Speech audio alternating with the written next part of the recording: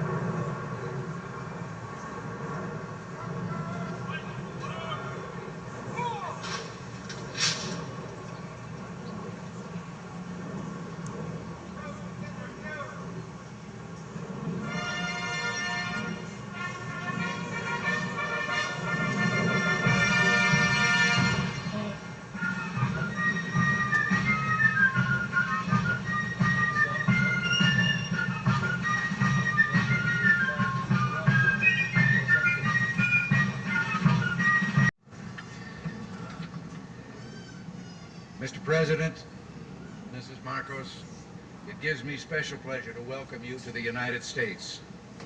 Mrs. Reagan and I have been long looking forward to returning the hospitality you showed us on our 1969 visit to your country. Our two peoples enjoy a close friendship, one forged in shared history and common ideals. In World War II, Americans and Filipinos fought side by side in the defense of freedom, a struggle in which you, Mr. President, personally fought so valiantly. The values for which we struggled, independence, liberty, democracy, justice, equality, are engraved in our constitutions and embodied in our people's aspirations. Today, our ties remain strong, benefiting each of us over the full range of our relations. Politically, we tend to view many world issues the same general way. Yours, Mr. President, is a respected voice for reason and moderation in international forums. The Philippines, with its ASEAN partners, has taken the lead in search for self-determination for the people of Kampuchea. In that vein, let me also pay tribute to you and Mrs. Marcos' personal leadership and commitment to the care of refugees in Southeast Asia. Under your direct sponsorship, the Philippines Refugee Processing Center has become a model of its kind in encouraging the development of self-sufficiency and the restoration of human dignity. The Philippines and you, Mr. President, play an important role in addressing the problems of economic development in the world. At Cancun, we made a new start toward a more effective and practical dialogue and improved cooperation among industrial and developing countries. Your leadership in that area, Mr. President, is vital and widely respected. Under your leadership at home, the Philippines can boast a record of solid economic growth over the past decade, attributable in significant part to its hospitable attitude toward free enterprise and private initiative. Your country's dedication to improving the standard of living of your people is an effort in which we've been delighted to participate through bilateral and multilateral economic assistance. Your continuing interest in better nutrition has led the Philippines to achieve self-sufficiency in food grain production. You can also point with pride to the success of your rural electrification program, now bringing benefits to an increasing number of remote regions. And I find it a matter of personal satisfaction that your country and my home state of California are both pioneers in developing geothermal power to replace expensive energy imports.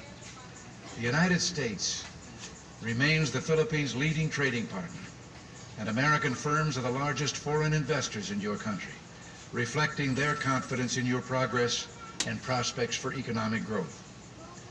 We have welcomed the growing two-way trade between our nations and have been pleased that we've been able to keep our markets for the products of your growing manufacturing and industrial sector the most open of any country in the industrialized world. America considers itself especially fortunate to have nearly 1 million persons of Filipino heritage now residing in our country. They bring with them their energy and their talents, and they contribute enormously to the rich diversity of American society. Similarly, thousands of Americans, enchanted with the beauty of your nation and by its people, have chosen to live in the Philippines. Our security relationship is an essential element in maintaining peace in the region and is so recognized. This relationship, one of several we have in the Western Pacific, threatens no one but contributes to the shield behind which the whole region can develop socially and economically. Mr. President, under your leadership, the Philippines stands as a recognized force for peace and security in Southeast Asia through its bilateral efforts and through its role in ASEAN, which is the focus of our regional policies in Southeast Asia. Mr. President, Mrs. Marcos, the United States deeply values its close friendship and alliance with the Philippines. We seek to use this visit to further strengthen our ties with your country. Nancy and I are personally delighted that you're here, and we say welcome to the United States, welcome to our national home.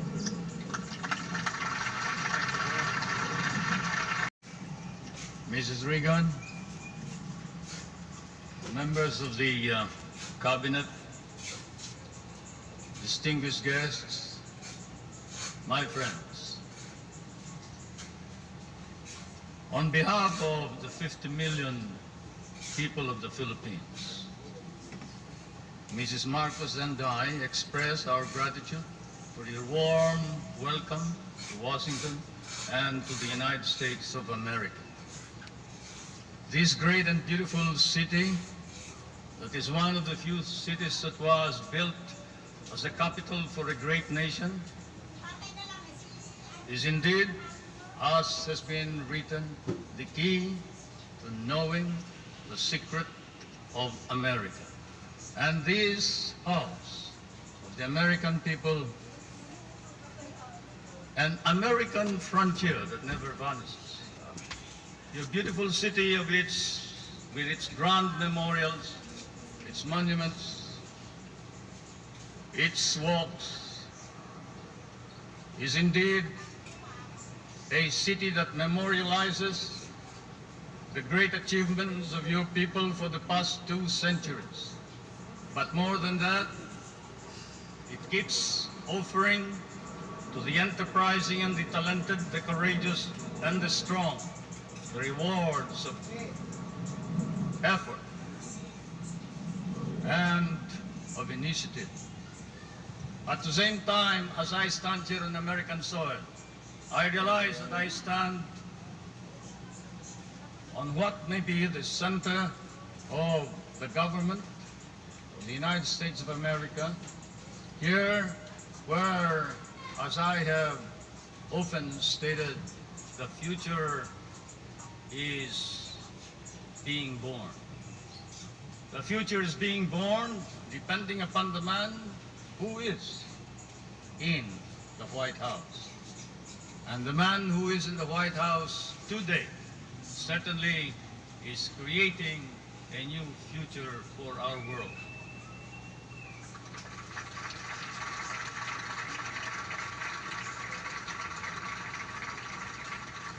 For Mr. President, I come from that part of the world wherein the poorest of the world's population lives. I come from that part of the world that cherishes an image of America with its ideals, its dreams, its illusions. I come from the Philippines, a part of Asia, which has been molded along the principles of American democracy. We learn to love these ideals and principles. And we lost 1 million of our people fighting for them in the last war. We have always stood by these ideals. We shall continue to do so, whatever may be the cost, at the risk of our fortunes, our lives, but more important of all, our honor. We stand for the ideals of democracy that is our legacy from the United States of America.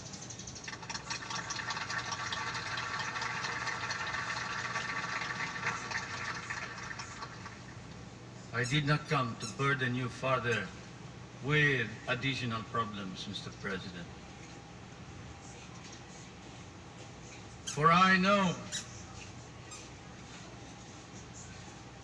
that, as I have said in many a speech before my own people and before the world, fate and destiny has decreed that the United States of America be the trustee of modern civilization against the threat of a possible second dark ages. And America cannot fail. Therefore, we, the Filipino people, come and bring to you a prayer. God, in His divine providence, may grant you guidance, strengthen both your heart and hand, so that that hand may be strong on the lever of power and save our humanity.